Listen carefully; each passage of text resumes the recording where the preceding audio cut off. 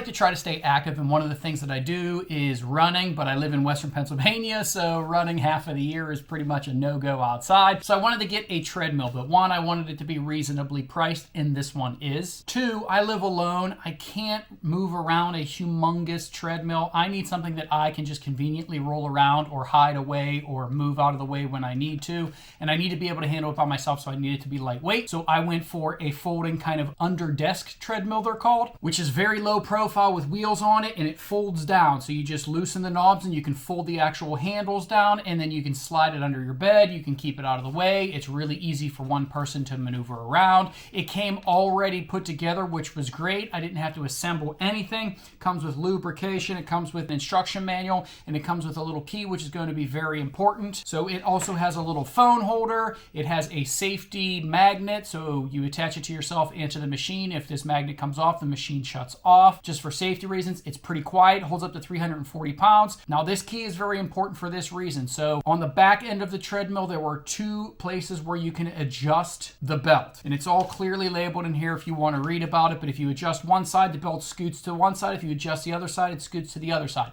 So when I first got this, it was great for walking, but when I'm running and I'm 190 pounds, sometimes that belt could slip a little bit on me. So all I had to do in order to keep it from slipping is tighten both of those sides. So I'm not shifting it left or right. I guess I'm kind of pulling it back, making that belt tighter, and that completely eliminated the belt slipping issue that I had.